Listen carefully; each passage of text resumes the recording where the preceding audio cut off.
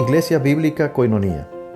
Nuestra misión es ser discípulos auténticos de Jesucristo que glorifican a Dios por medio de vidas transformadas por la obra del Espíritu Santo y hacer discípulos que igualmente sean transformados por la gracia de Dios. Es crear un movimiento en el poder de Dios de hacer discípulos y de plantar iglesias para tener un testimonio claro de palabras y vivencia del Evangelio del Señor Jesucristo en el área metropolitana de Barranquilla y más allá de ella. La visión que tenemos es ser una iglesia celular que vive la presencia y el poder de Jesucristo y de su Espíritu para cumplir con sus propósitos de alcanzar a los que no conocen al Salvador con el Evangelio transformador. Ser una iglesia enfocada en la multiplicación de discípulos, de grupos familiares, de líderes siervos y de iglesias para presentar ante el mundo quién es Jesucristo. Como valores centrales tenemos la centralidad y autoridad de la palabra de Dios, centralidad en Cristo, dependencia de Dios, visión para la reproducción, comunidad, ministerio de todos los creyentes y santidad de vida. Muy buenos días, iglesia, amigos, familiares. Una de las decisiones más importantes que podemos tener en nuestra existencia es decidir seguir a Cristo. Entonces vamos a enfocarnos en quién es Él y vamos a glorificar su nombre.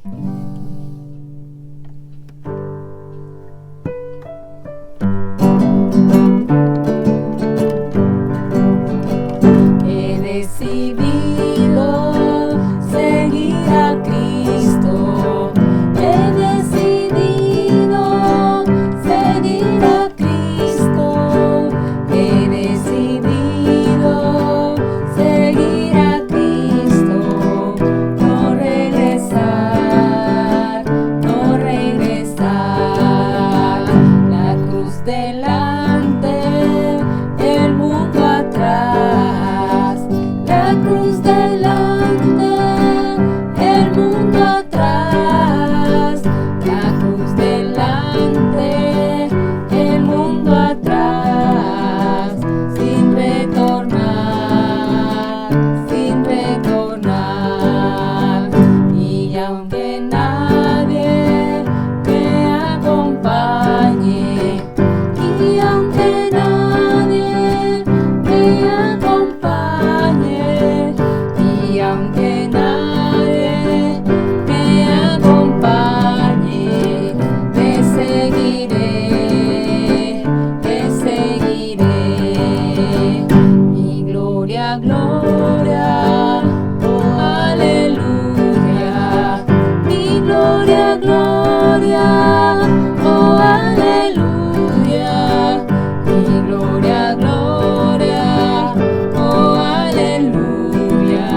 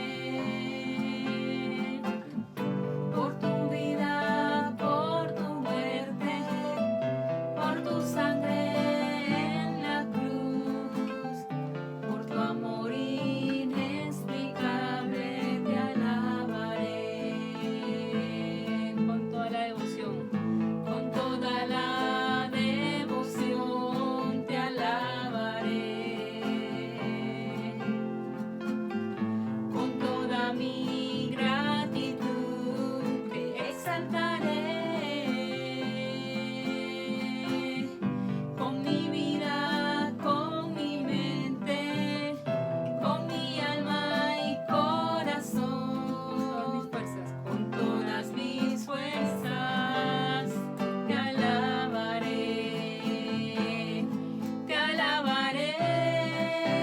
Señor, te alabaré, te alabaré, Señor, te alabaré.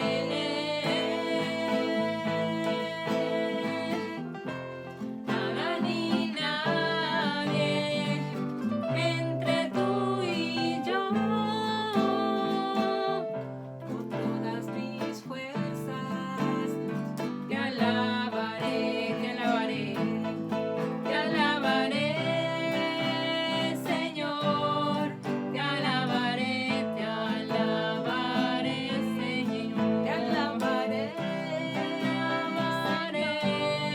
te alabaré.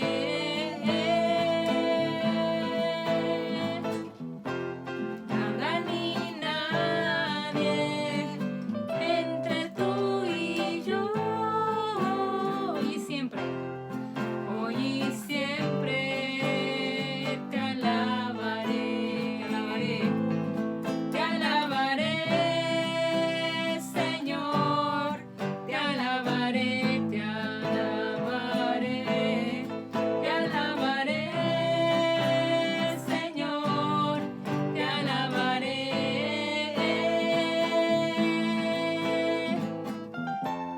Nada ni nadie entre tú y yo, hoy y siempre te alabaré, hoy y siempre te alabaré, hoy y siempre te alabaré. Muy buenos días para todos, muchas bendiciones, que el Dios Altísimo les colme de ricas bendiciones a cada uno de ustedes en el día de hoy. Hoy 13 de junio del 2021, día domingo, un cordial saludo a los que están cerca, a los que están lejos, un afectuoso abrazo para cada uno de ustedes. Y Dios nos da nuevamente la oportunidad de compartir la palabra en esta mañana, y queremos que esta palabra pueda llegar a cada una de nuestras, suplir cada una de nuestras necesidades. Vamos a poner en manos de Dios este tiempo, y confiemos en que la palabra de Dios, que es viva y eficaz, haga y cumpla el propósito por el cual Dios la envía a cada uno de nosotros. Nuestro buen Dios, te damos muchas gracias en esta mañana por el inmenso privilegio que nos das de meditar en las Sagradas Escrituras. Gracias, Señor, porque ellas dan testimonio de ti, y ellas, Señor, definitivamente son como lumbreras en nuestro camino. Gracias, Señor, por tus palabras, y gracias porque hoy podemos, desde la comodidad de nuestra casa, podemos escuchar atentamente lo que tú tienes que decirnos. Ministra por medio de tu palabra a cada uno en las diferentes necesidades que estemos experimentando. Muchas gracias por tu presencia, por tu poder y por tus propósitos en cada uno de nosotros. Muchas gracias, en el nombre de Jesucristo. Amén. Hoy voy a referirme acerca de una realidad que a veces no quisiéramos mencionar, y es la realidad de la corrupción dentro de la iglesia. o cuando dentro de la iglesia hay contaminación o se hacen concesiones. Y para eso vamos a mirar un ejemplo, un mensaje que se le mandó a una iglesia. Pero antes de decirles a qué iglesia me refiero, quiero compartir con ustedes algo que me llamó mucho la atención acerca de un pastor que se llama David Zimmerman. Él usó esta ilustración muy interesante, que no es propia, pero de pronto para los que han leído la Ilíada de Homero, van a encontrar muchas cosas relacionadas con ese libro épico que cuando estuvimos en el bachillerato nos mandaron a leer, creo que a la gran mayoría. Entonces, este pastor usa esa ilustración y comienza diciendo lo siguiente: que en 1871 un americano, Heinrich Schliemann, empezó a excavar en una ciudad antigua de Turquía. Y dice él que muchos se asombraron al ver que este hombre de negocios, que ya estaba jubilado, había hecho un descubrimiento. Descubrió la ciudad perdida de Troya. Hoy todavía, porque esto data de hace más de 100 años, esta historia, y dice que hoy todavía se pueden visitar las ruinas de las torres y las murallas de Troya, las cuales dicen que en los descubrimientos que han hecho, que tenían casi 5 metros de ancho. Y de acuerdo a la leyenda de Homero, la Ilíada, los griegos atacaron y asediaron la ciudad de Troya por 10 años. 10 años. Sin éxito. Lograron asediarla, pero no pudieron penetrarla durante esos 10 años. Pero murió uno de sus guerreros, Aquiles, y muchos querían rendirse. Pero el rey de Ítaca, que se llamaba Odysseus, se ideó y se craneó un plan para meter al ejército dentro de Troya. Entonces Odysseus mandó a construir un caballo enorme de madera. ¿Ustedes se acuerdan de esa historia? Y dentro de ese caballo de madera metió a 100 de sus soldados. La operación consistió en dejar el caballo junto a las puertas de la entrada de Troya.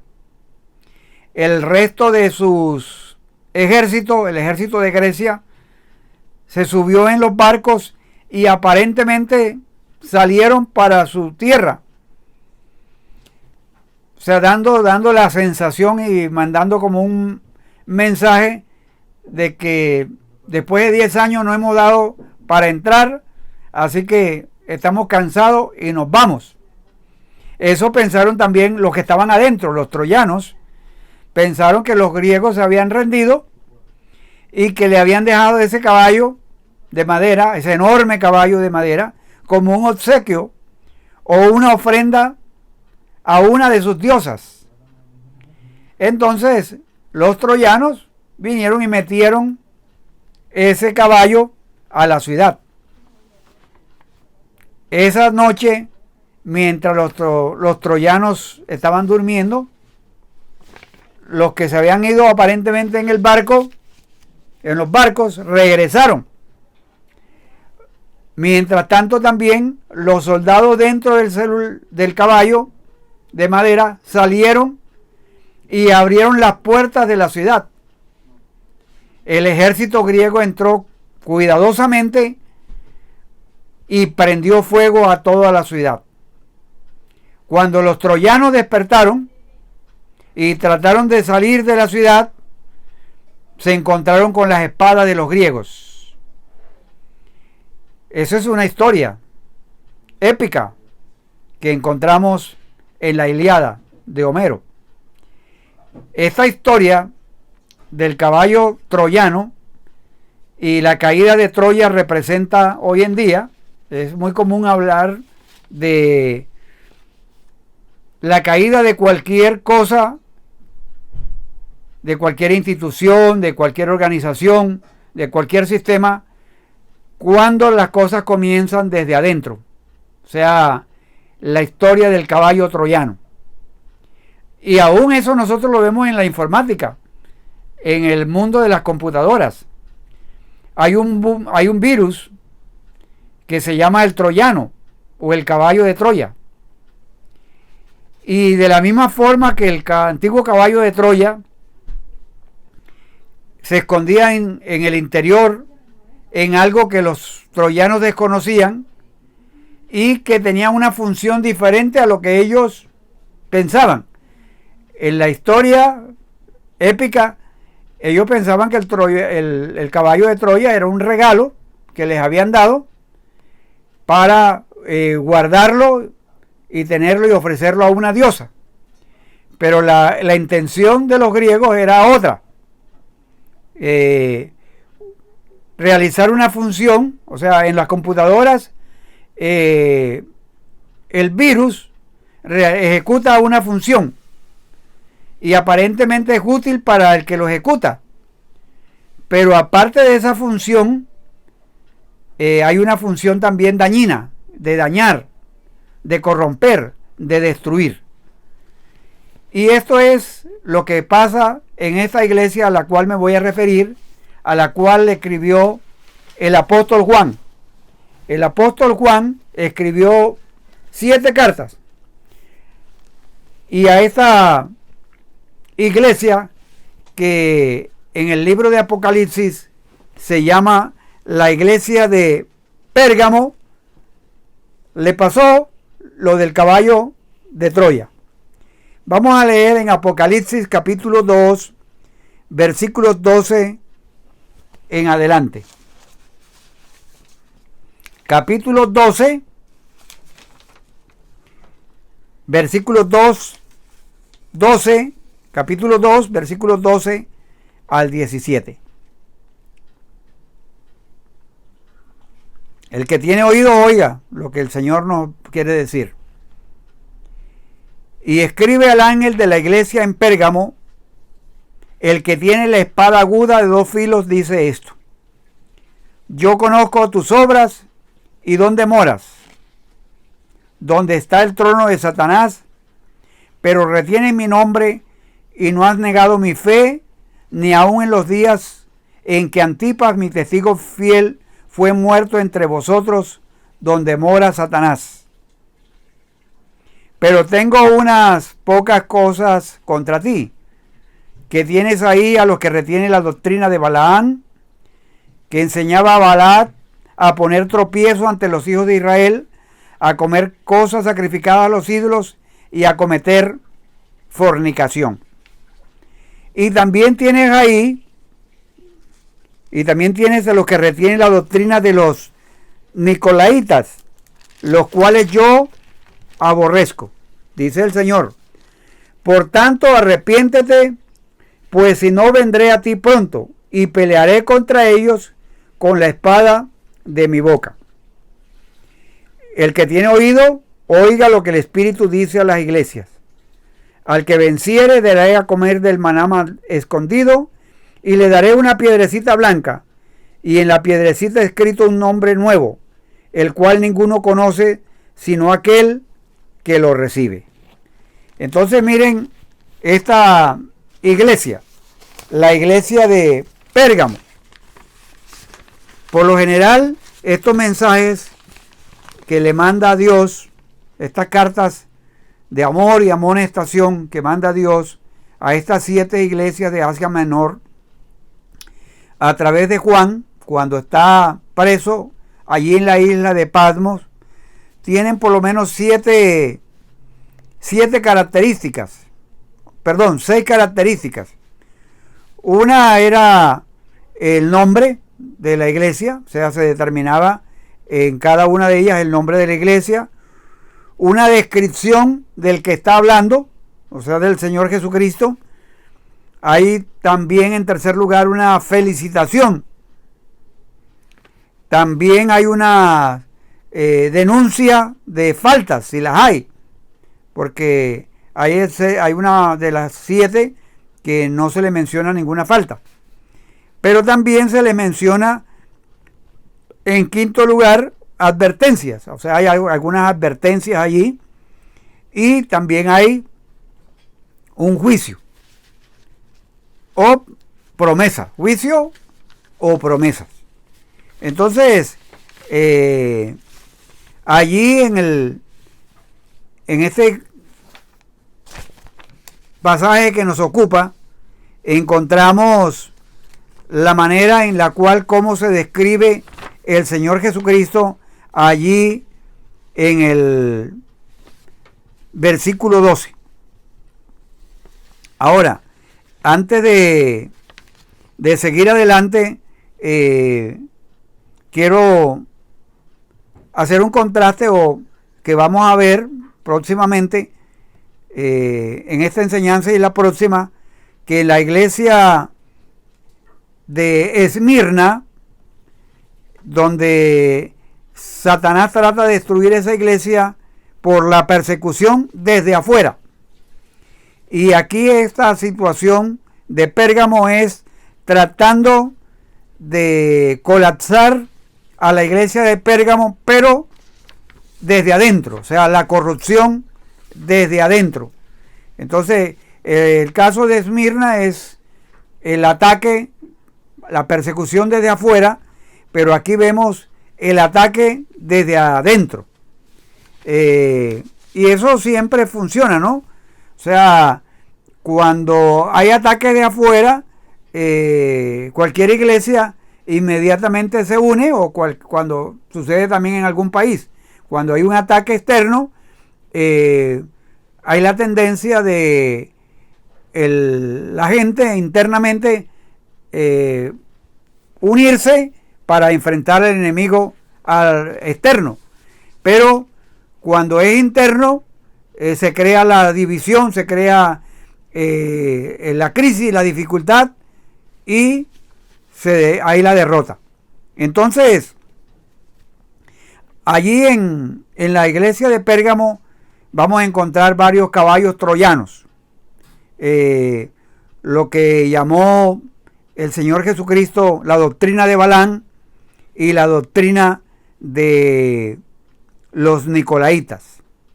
Entonces, la descripción como se aparece el Señor Jesucristo es el que tiene la espada aguda de 2 filos. Tiene una espada aguda de 2 filos. Y ahorita vamos a ir mirando cada uno de estas representaciones que se hace allí del Señor Jesucristo. Pero antes de seguir adelante, vale la pena recordar que la iglesia de Jesucristo, o sea, nosotros, estamos en el mundo, pero no somos del mundo. Hemos sido llamados y apartados para ser santos en toda nuestra manera de vivir. Así que la amistad con el mundo no es una opción. O sea, no estamos llamados a adorar a Dios y adorar los altares de Baal o de Satanás, ni tampoco estamos llamados a aprender de sus maneras.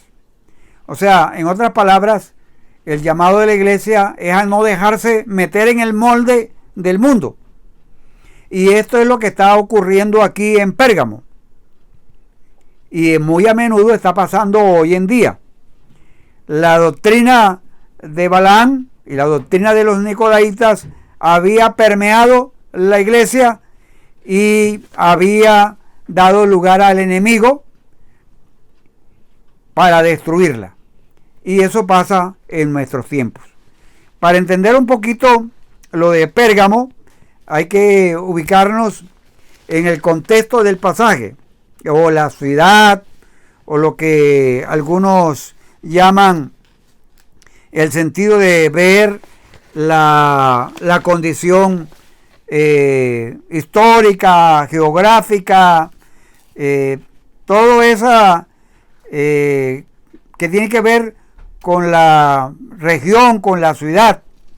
Y aquí encontramos nosotros cosas muy interesantes en esta ciudad. Esta ciudad se encontraba, y no voy a ser muy extenso en hablar de la historia, la geografía, la cultura y la religión. Voy a tratar de sintetizar que la ciudad de Pérgamo se encontraba en el norte de Éfeso y de Esmirna. Se dice que era un centro cultural, intelectual y religioso de la región. Tenía una biblioteca de más o menos unos 200.000 volúmenes escritos a mano. Y de ahí de pronto dicen que viene el nombre de Pérgamo de los pergaminos.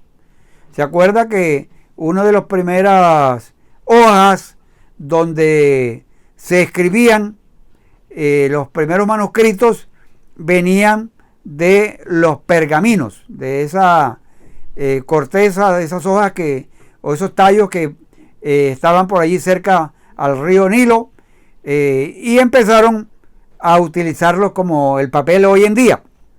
Entonces esa biblioteca tenía 200 volúmenes, pero no solamente era un centro cultural, intelectual, sino también muy religioso.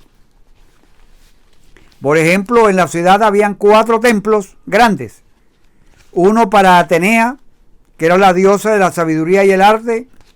Otro templo para Esculapio, el dios de la medicina, que era representado por una serpiente. El símbolo universal que hoy se usa en la medicina. También estaba otro templo para el dios Dionisio, el dios del vino y de las orgías.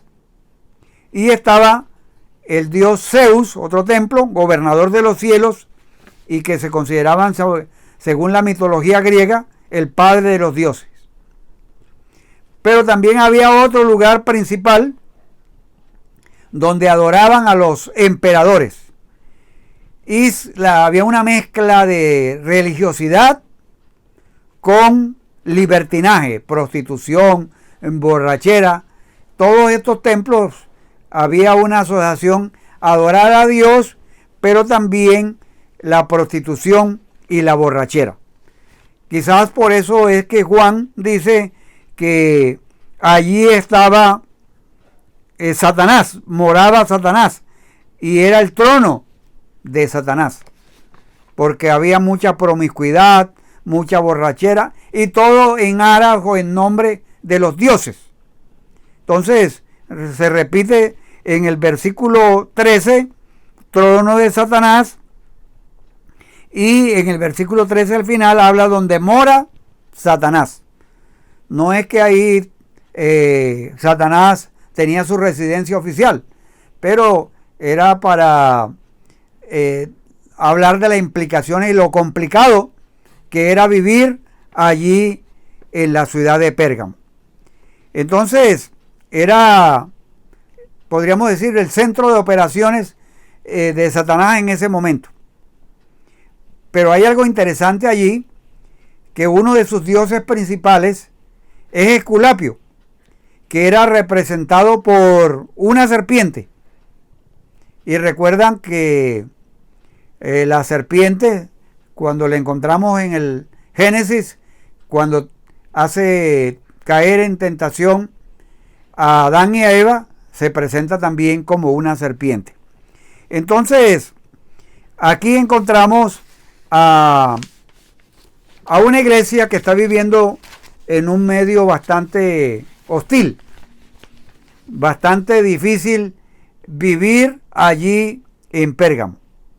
Pero el Señor se les presenta a ellos como el que tiene la espada agudo de 2 filos, versículo 12. Síganme allí en sus Biblias, porque habla de que el que está hablando tiene una espada aguda de 2 filos. Y uno ve por las escrituras que cuando habla de esa espada aguda de 2 filos, se está refiriendo a su palabra, porque la palabra de Dios ha sido y es poderosa. Dice Segunda de Pedro capítulo 3 versículo 5 lo siguiente. Segunda de Pedro capítulo 3 versículo 5. Estos ignoran voluntariamente que en el tiempo antiguo fueron hechos por la palabra de Dios los cielos y también la tierra, que proviene del agua y por el agua subsiste. Entonces, por la palabra de Dios, cuando Dios habló, fueron creados los cielos y la tierra. Por su palabra, nosotros tenemos vida eterna. Jesús dijo, de cierto os digo, de cierto os digo, en San Juan 5:24, el que oye mi palabra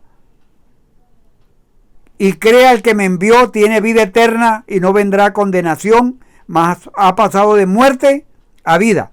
O sea, la palabra de Dios, las palabras pronunciadas por Dios, por el Señor Jesucristo, traen vida eterna y vida en el presente también. Su palabra también juzga.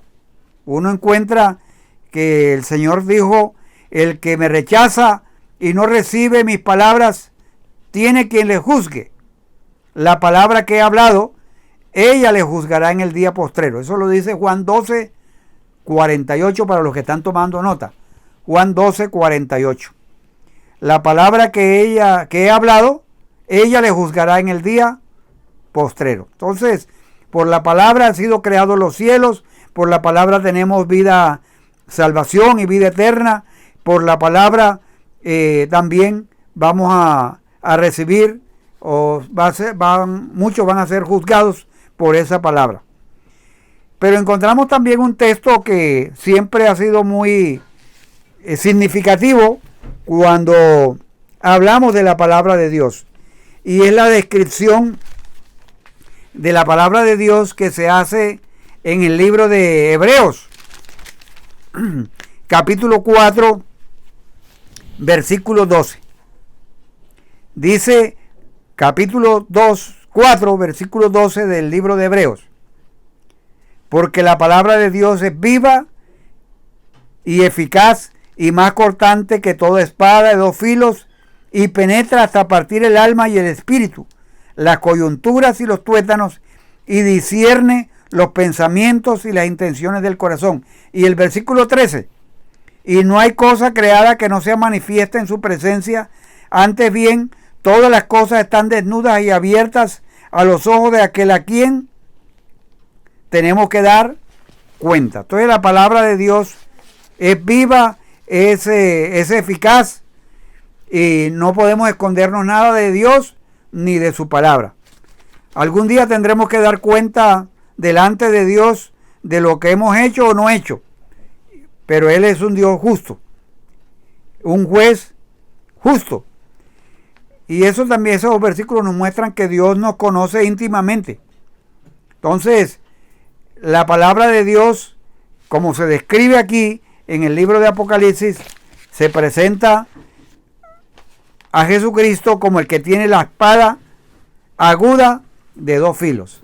O sea, el que conoce todas las cosas y el que tiene la capacidad de crear, de dar salvación, vida eterna, de juzgar y de definitivamente de reconocer que esa palabra es viva y es eficaz, y que algún día tendremos que dar cuenta delante de Dios. Y en el versículo 13, después de la descripción del que habla, aparece la felicitación. Yo conozco tus obras. O sea, conoce sus obras y dónde moras, o sea, dónde viven. Que estás viviendo en el trono de Satanás.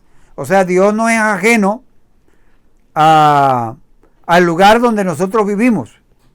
No podemos decir, es que yo vivo en un lugar muy difícil y por eso es que yo no puedo vivir la vida cristiana en victoria. El Señor Jesucristo, el que tiene la espada de dos filos en su boca, conoce las obras, conoce dónde ellos viven y sabe que ellos tenían mucha tentación, mucha persecución. Entonces, el Señor Jesucristo, Dios, sabe dónde que nosotros moramos, cuáles son las circunstancias. Ellos vivían en un lugar donde había mucha tentación por toda la promiscuidad, la idolatría y también la persecución. Pero el Señor los felicita porque no habían negado su fe, habían sido fieles hasta la muerte. Dice allí, retienes mi nombre, no han negado mi fe, ni aun en los peores momentos que había vivido como iglesia, ni en los días en que Antipas, mi testigo fiel, fue muerto entre vosotros, donde mora Satanás. Entonces, tanto Esmirna como Pérgamo menciona, lo vamos a ver un poquito más el próximo domingo, sufrieron en medio de una sociedad corrupta, en medio de una sociedad en que había persecución y había contaminación. El problema es que esa contaminación permeó a la iglesia. Pero bueno, estamos aquí en las felicitaciones. Está felicitándole porque a pesar de que estaban viviendo en una sociedad corrupta, como iglesia habían sufrido, pero no habían negado su fe. Y ahí se hace uno la pregunta, ¿hasta qué punto nosotros estamos dispuestos o preparados para sufrir a causa del nombre de Cristo y mantener la fe? Hoy gozamos de muchas libertades, libertad de culto, libertad de expresión, pero hay países donde hablar o expresar la opinión, o hablar nuestras creencias, nuestras opiniones, puede ser causa de muerte. Y muchos de estos hermanos que viven en estos países están dispuestos a sufrir por causa del nombre de Cristo. Y había hermanos allí en Pérgamo que estuvieron dispuestos a sufrir. Este hermano Antipas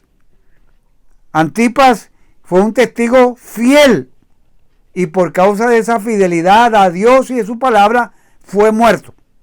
Entonces, encontramos una iglesia que es felicitada porque Dios conoce sus obras, porque sabe que donde vive es bastante difícil, pero en medio de esa dificultad, en medio de esa corrupción que hay, no ha negado la fe, retiene su nombre y aún en los momentos más difíciles estuvieron dispuestos a dar su vida, como el caso de Antipas.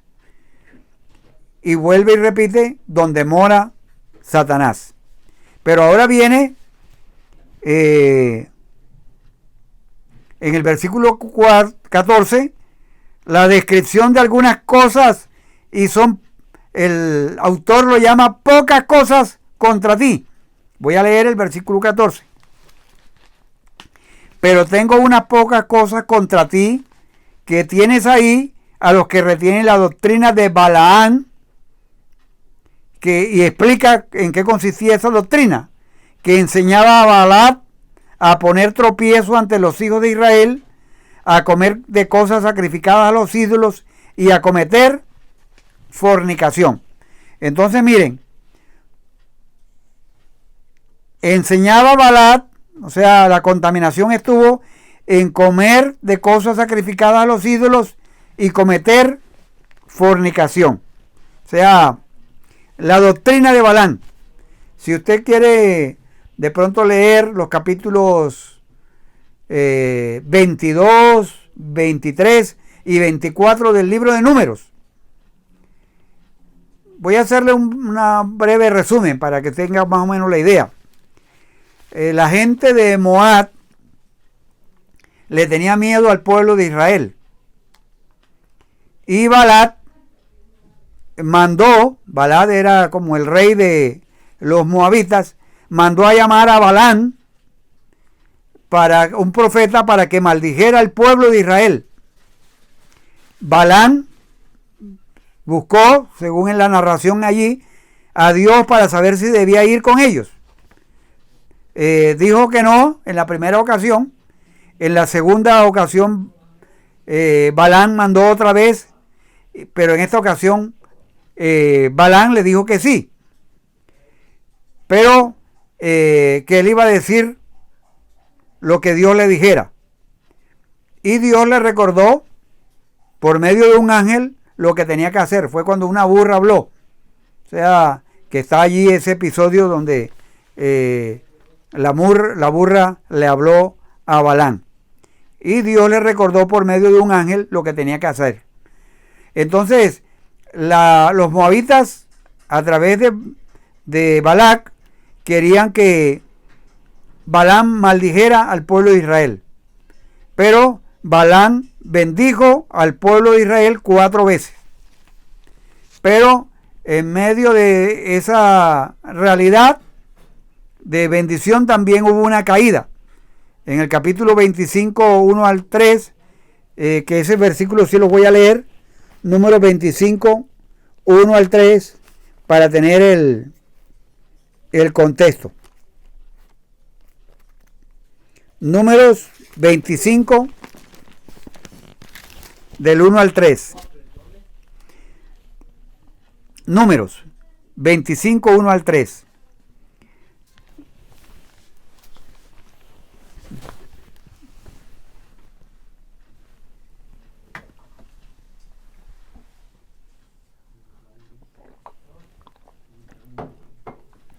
Moraba Israel en Sitín, y el pueblo empezó a fornicar con las hijas de Moab, las cuales invitaban al pueblo a los sacrificios de sus dioses, y el pueblo comió y se inclinó a sus dioses. Así acudió el pueblo a Baal-peor, y el furor de Jehová se encendió contra Israel. Entonces miren que Balaam da bendición 3 veces al pueblo de Israel y suaviza Israel su actitud hacia los moabitas, y los moabitas entran mucho en confianza. El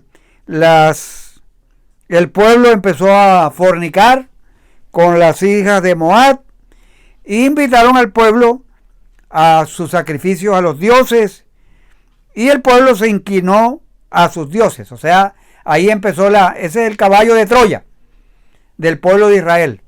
O sea, aunque había por un lado la bendición de Balaam, sutilmente se fueron contaminando, fueron cediendo y fueron dando concesiones, y el pueblo, en vez de buscar a Dios, ya acudió a Baal-peor y le fue peor.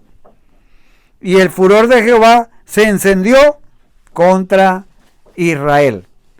Entonces ese fue el caballo troyano de Moab contra Israel. Y hubo una mortandad. Dice la historia que por ese hecho murieron 24,000 hombres de Israel.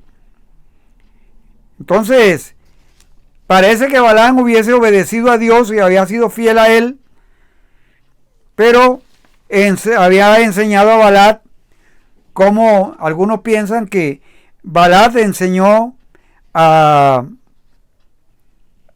Balac a cómo hacer caer al pueblo de Israel a través de las mujeres, y ese fue el caballo de Troya. Entonces, miren cómo esa contaminación penetró al pueblo de Israel, y Dios tuvo que actuar en juicio de una manera bastante fuerte. Entonces, está también la otra doctrina, la otra que se había introducido allí en la iglesia de Pérgamo, y esa es la doctrina de los nicolaitas. No se sabe quiénes eran exactamente.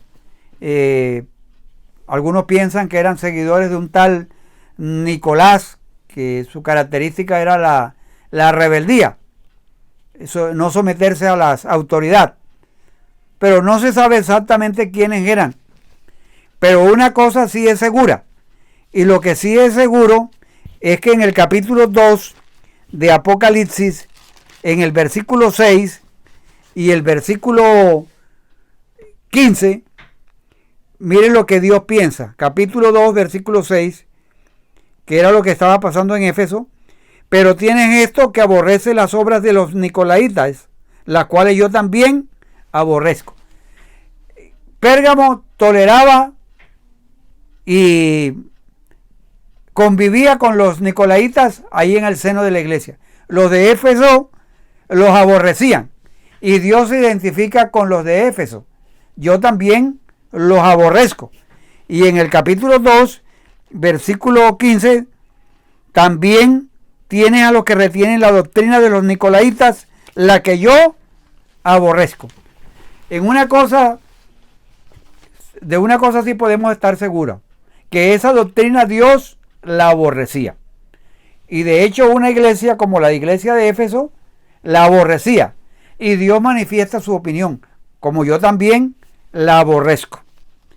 Entonces la pregunta que a veces tenemos que hacernos es: ¿de qué manera estamos dejando que el mundo se meta en nuestras vidas? ¿Cuáles son los sistemas de pensamientos o doctrinas que se están introduciendo en la iglesia? Puede ser la doctrina de la prosperidad, en que se ha convertido a Dios como en un cajero automático, en que para que Dios responda yo tengo que sobornarlo y tengo que pagar. O la doctrina, las falsas doctrinas de que a Cristo la salvación es por hacer obras, hacer buenas obras. Y eso se va introduciendo y se va aceptando, entonces ya Cristo no es suficiente para la salvación, sino que necesito hacer algo más y ponerle una serie de arandelas. Está la doctrina del falso evangelio del Espíritu Santo, en que se enfoca toda la adoración hacia el Espíritu Santo, cuando realmente el Espíritu Santo fue a enfocar y a glorificar a Jesucristo. Entonces hay unos falsos evangelios que se han penetrado a la iglesia y están conviviendo dentro de la iglesia. ¿Y qué de los partidos políticos? ¿Qué de la doctrina política que se ha introducido a la iglesia? En que para uno convertirse a Cristo, uno tiene que convertirse también a un partido político. Tiene que dejar su identidad política y tiene que convertirse a un partido determinado. Y eso va creando toda una serie de disputas y una serie de problemáticas dentro de la iglesia. Entonces, hay que tener cuidado con esos caballos de Troya que se van introduciendo a la iglesia. O pensamientos doctrinales como: yo peco, pero la gracia de Dios es suficiente. Y es una verdad, pero una verdad que se tergiversa. El decir que no, yo voy a pecar para que la gracia abunde, para que se manifieste la gracia de Dios en mí. Entonces vivimos una vida de aparente religiosidad, pero vivimos en la carne y no en el espíritu. Y así podríamos mencionar muchas doctrinas. Ahí hablamos de la doctrina de Balaam, y tenemos la doctrina de los nicolaitas, y tenemos doctrinas modernas que se van permeando, se van penetrando en la iglesia. Entonces, y van apareciendo una serie de diversas doctrinas donde ya la palabra de Dios no es la única autoridad de fe y conducta, sino que hay que acudir a otras revelaciones, a otras fuentes que no son la fuente primaria de la palabra de Dios. Entonces, mucho cuidado. Es el llamado de atención, es lo que Dios le dice a esta iglesia que ha tolerado esa doctrina allí en Pérgamo. Y hay una advertencia y un juicio.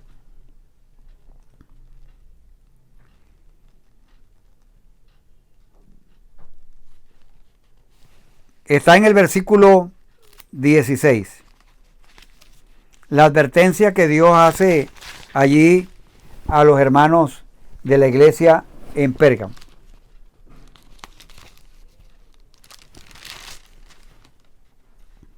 Por tanto, arrepiéntete, pues si no vendré a ti pronto y pelearé contra ellos con la espada de mi boca. ¿Cuál es el llamado? ¿Cuál es la palabra de juicio? Arrepiéntete. O sea, la advertencia es que se arrepientan. O sea, el arrepentimiento siempre da la oportunidad para que Dios perdone, para que Dios restaure. O sea, arrepentimiento es cambiar del modo de pensar sobre algo. Es mostrarlo en acciones. Si estamos siendo atraídos por el mundo y sus falsas doctrinas, tenemos que arrepentirnos, tenemos que cambiar la manera de pensar. Por ejemplo, algunos tienen ya en algunas iglesias el pensamiento de que podemos tolerar y aceptar de que los carnavales, con todas sus cosas, es algo cultural y no es algo condenado por Dios. Entonces vamos cediendo y vamos aceptando esos moldes que nos impone el mundo, y el llamado de Dios es el arrepentimiento.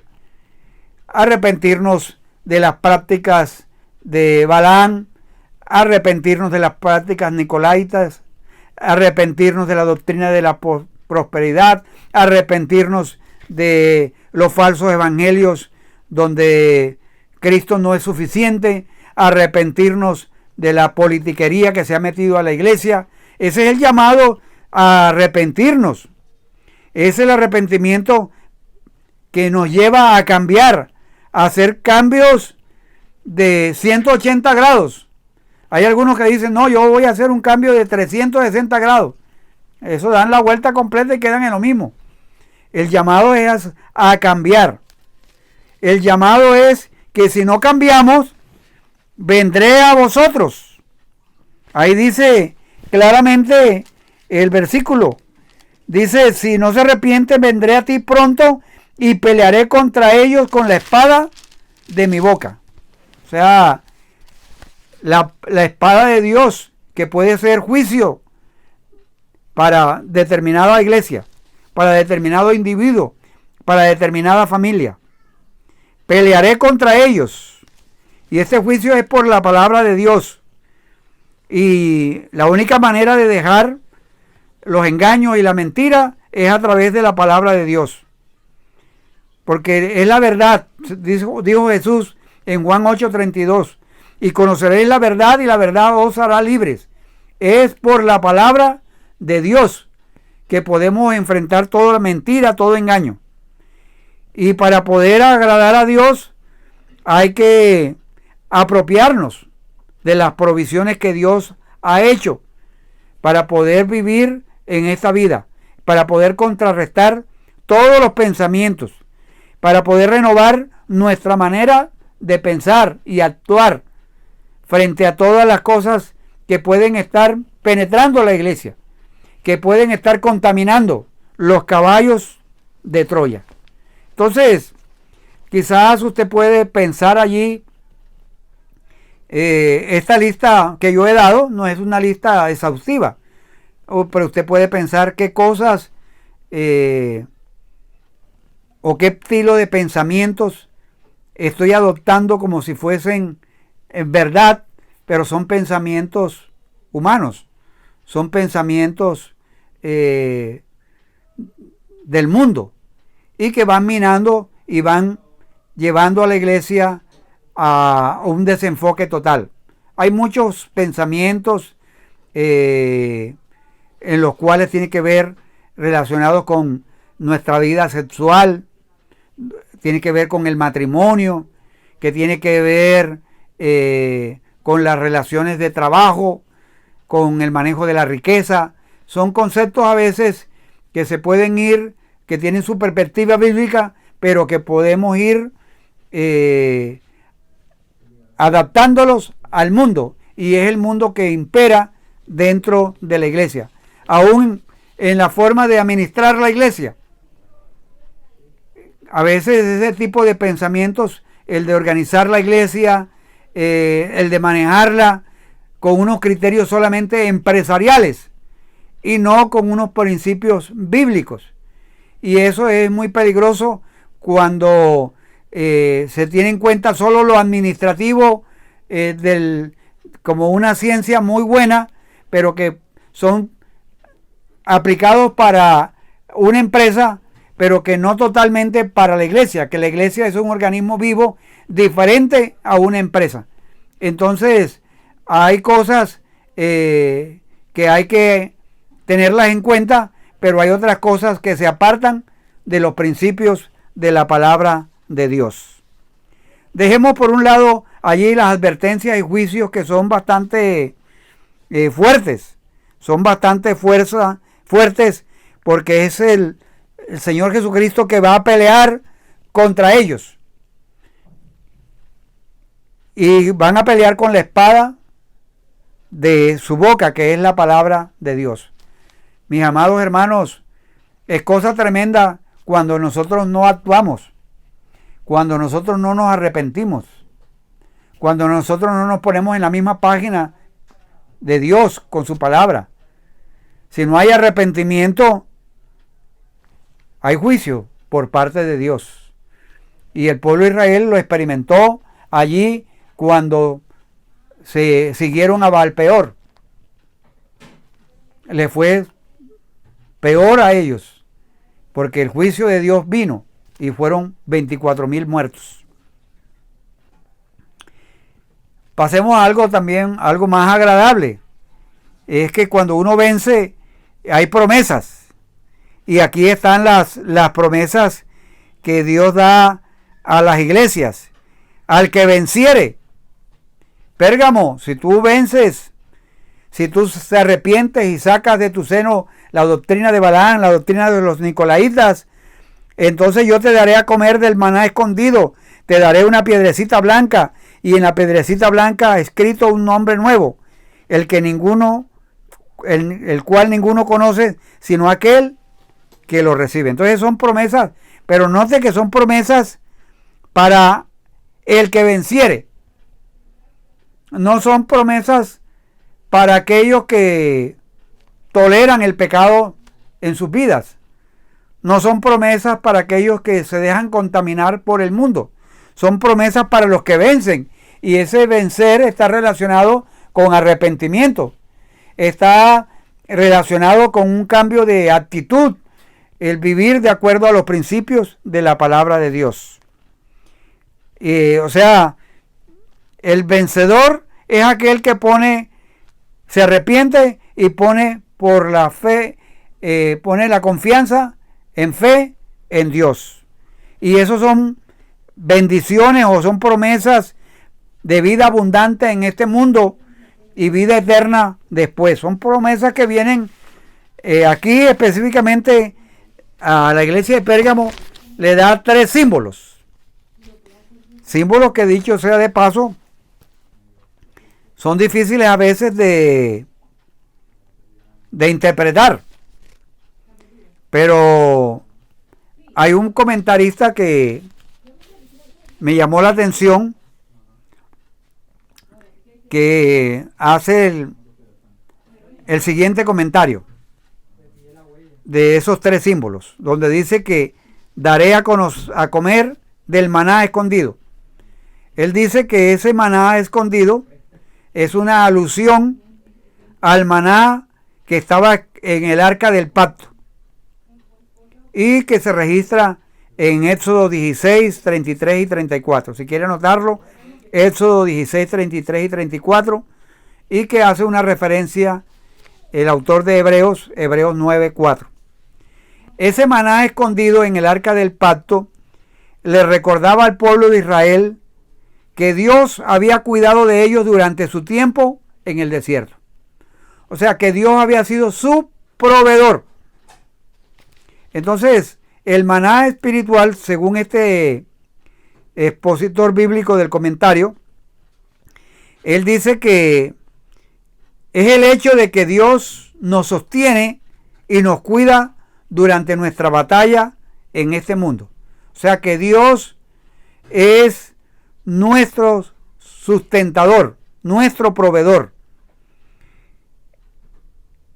También el autor menciona de que ese maná espiritual es el hecho de que Cristo murió por nosotros y es nuestro pan de vida.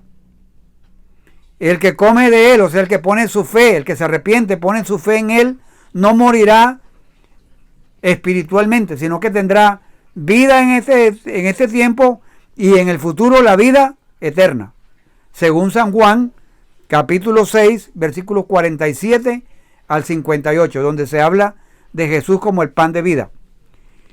Y también hay otra interpretación sobre la piedrecita blanca. Esa piedrecita blanca puede representar una piedra que usaban en el sistema de juicio para declarar a alguien como inocente. Usaban dos piedras, exactamente, una piedra blanca y una piedra negra. Cuando se terminaba iban a dar el veredicto para declarar a alguien inocente, entonces le daban una piedra blanca. Y cuando lo declaraban culpable le daban una piedra negra. Entonces este comentarista dice que se le da una piedra blanca a los de Pérgamo porque han sido declarados inocentes por medio de la fe de Cristo. O sea, que es la justificación de que Jesucristo es nuestro abogado, nuestro mediador ante el Padre. O también hay otra posible interpretación. Es que esa piedrecita blanca representaba una invitación. Parece ser que en esos tiempos era común, no era como hacemos hoy en día que damos una tarjeta, sino que era una piedrecita blanca con una inscripción invitando a alguien a un banquete. El que poseía, ese era como el password para poder entrar allá al banquete y gozar de la amistad de quien lo invitó. Entonces esa piedrecita blanca hablaba de gozar de la amistad y también de poder entrar. O sea, y hace la referencia de que por medio de Jesucristo Él nos ha hecho la invitación y hemos aceptado la invitación para disfrutar de las bodas del Cordero, de ese banquete en la eternidad y por toda la eternidad, y de mantener una relación con Dios. Pero hay algo interesante, que es que aquí en Pérgamo dice que esa piedrecita tenía un nombre nuevo. Y ustedes notan que a veces en el tiempo en que Jesucristo estuvo en la tierra, Jesús, de acuerdo al carácter de las personas, les cambiaba los nombres. Por ejemplo, a Pedro, que era Simón Pedro, le puso Cefas, y hablando de que él era como una roca. Y así a varios de sus discípulos les cambiaba el nombre. Entonces, también puede referirse al hecho de que definitivamente en la presencia de Dios tenemos ya un nombre nuevo, un poder nuevo para poder salir victoriosos en medio de las tribulaciones de la vida. La Biblia habla de que podemos orar en el nombre de Jesucristo, según Juan 14, 13 y 14. O puede ser el nombre cambiado referente al carácter, a la redención que nosotros hemos recibido. Estos son símbolos, y no podemos tener una idea exacta de lo que significa. Pero algo sí podemos estar seguros, es que siempre lo que nos ofrece Cristo es vida y vida en abundancia. Y lo que ofrece el enemigo es muerte, es robo. Lo que vino el enemigo es para dar robo, matar, destruir. Pero Él nos ha dado vida y vida en abundancia, según Juan capítulo 10, versículo 10. Entonces, mis amados hermanos, ¿qué aprendemos nosotros de la iglesia de Pérgamo? Podemos llegar y pensar que simplemente es algo histórico y no tiene nada que ver con nosotros. Hay unos principios aplicables a nosotros. Y el primer llamado es que a mantenernos fieles, independientemente de las circunstancias, independientemente de donde estemos viviendo, independientemente del entorno familiar, laboral, en la universidad, en el colegio, en los vecinos. La idea es, a través de aprender de Pérgamo, a mantenernos firmes, a mantenernos fieles. Antipas, un testigo fiel, estuvo dispuesto aún a dar su vida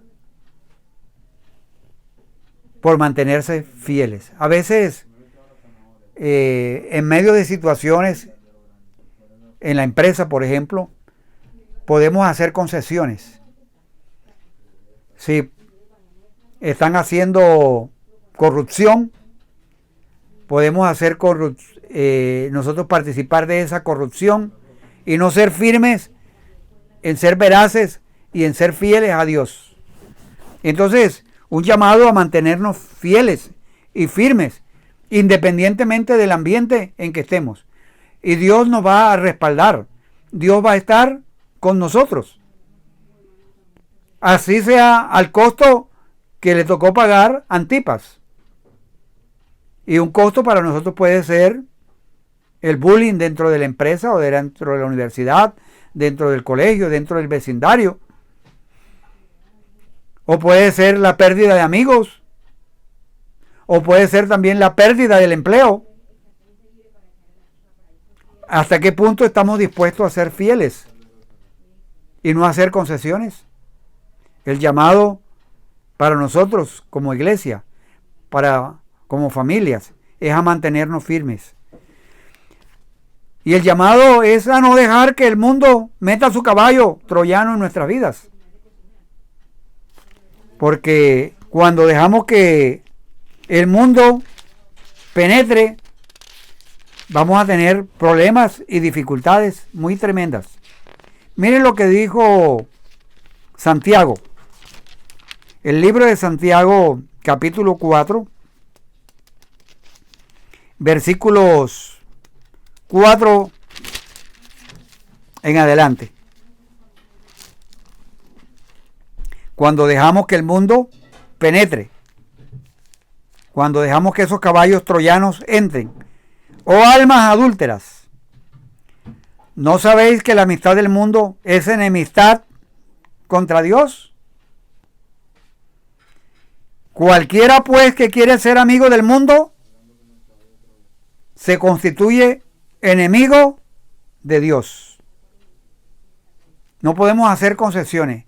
O somos amigos de Dios y enemigos del mundo, o somos enemigos de Dios y amigos del mundo. ¿O pensáis que, dice el versículo 5, que la Escritura dice en vano, el Espíritu que Él ha hecho morar en nosotros anhela celosamente? Y leo el 6, pero Él da mayor gracia, por esto Dios dice, Dios resiste a los soberbios y da gracia a los humildes. Someteos pues a Dios, resistid al diablo y huirá de vosotros. Cuando somos amigos de Dios, el mundo se convierte en un enemigo. O sea, cuando estamos hablando del mundo, estamos hablando de su sistema de valores, su sistema de pensamientos, sus creencias. que a veces se infiltran dentro de la iglesia. ¿Y cómo se combate todos esos pensamientos del mundo? Bueno, se combaten con la palabra de Dios. Al igual que las doctrinas falsas. Las doctrinas falsas se combaten conociendo la palabra de Dios. Y entonces aquí hay una invitación. Si la palabra de Dios es tan importante, tan eficaz, hay que conocerla y hay que usarla bien. Porque recuerden que Satanás también usa la palabra, pero la usa mal. Entonces, un llamado también para nosotros para aprovechar de los estudios que se ofrecen de los discipulados, de las capacitaciones, con el fin de conocer la palabra de Dios para poder hacer frente a esos pensamientos, a esas doctrinas que pueden ir metiéndose paulatinamente a la iglesia. Y el llamado es a confiar en Dios, a confiar en Jesucristo, en las provisiones que Dios nos ha dado. Y Dios le pidió a la iglesia de Pérgamo que se arrepintiera. Y Dios nos pide a todos nosotros arrepentirnos. Y si no nos arrepentimos, también hay un Dios que, así como es amor, también es fuego consumidor. Entonces, un llamado al arrepentimiento. Un llamado a cambiar de actitud. Un llamado a alinearnos con la palabra de Dios y los pensamientos de Él. Los pensamientos nuestros no son los pensamientos de Dios. Hay mucha distancia entre los unos y los otros. Pérgamo, una iglesia que se dejó contaminar. Mis amados hermanos, luchemos para que las congregaciones en las que participemos no nos dejemos contaminar por los pensamientos contrarios a la palabra de Dios. Toda la escritura es inspirada por Dios y útil para enseñar, para corregir, para instruir, para redarguir, a fin de que el hombre, el obrero de Dios, sea enteramente preparado para toda buena obra. Tenemos un reto por delante. Hoy aparece una doctrina, mañana aparece otra, y a veces aparecen con otro disfraz. Pero es como dice un amigo, que es el mismo perrito pero con otro collar. Y van apareciendo. Pero el llamado es a escudriñar las escrituras. Vamos a orar. Señor, muchas gracias por tu palabra. Gracias por estos registros históricos que tú le mandaste esta carta a la iglesia de Pérgamo. Señor, ayúdanos a identificar aquellas cosas que pueden estar contaminando nuestra vida personal, nuestra vida familiar, nuestra iglesia, y que estamos tolerando muy sutilmente dentro de nosotros. Señor, los hermanos allí en Pérgamo tenían cosas muy buenas, pero no aborrecían unas cosas que tú aborreces. Estaban tolerando doctrinas que le llevaban a vivir unas vidas licenciosas. Señor, porque es que a veces nuestras creencias no solamente son creencias en la mente, sino que son creencias que determinan nuestro estilo de vida, que determinan nuestras conductas.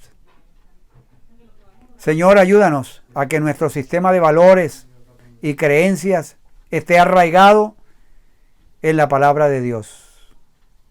Ayúdanos, Señor, en aquellas cosas que podemos detectar, aquellos caballos, aquellos virus, aquellas contaminaciones que se han introducido en nuestra iglesia, los podamos, Señor, contrarrestar. Y el antivirus, Señor, es tu palabra, la palabra de tu boca. esa palabra que penetra, que discierne las intenciones, esa palabra que pone en evidencia aquello que no viene de ti. Ayúdanos a usar y a trazar bien tu palabra. Ayúdanos, Señor, en cuando detectamos cosas en nuestra vida o como iglesia. Ayúdanos a arrepentirnos.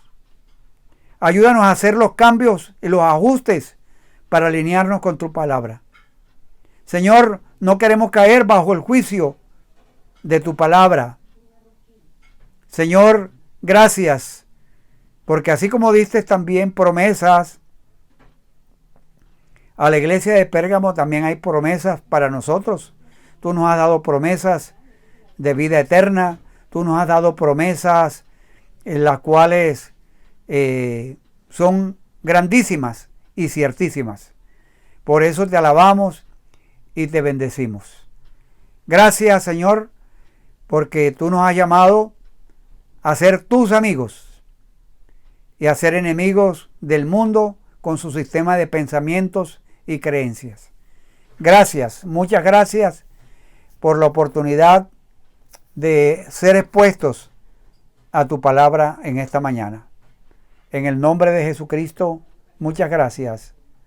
Amén y amén.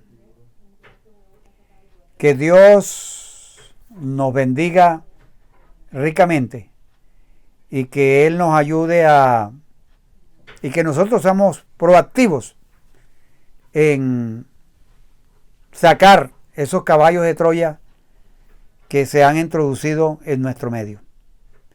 Y Dios ha dado las provisiones para poder enfrentarlos. Que Dios les bendiga a cada uno de ustedes, que disfruten esta semana con la gracia y la misericordia de Dios.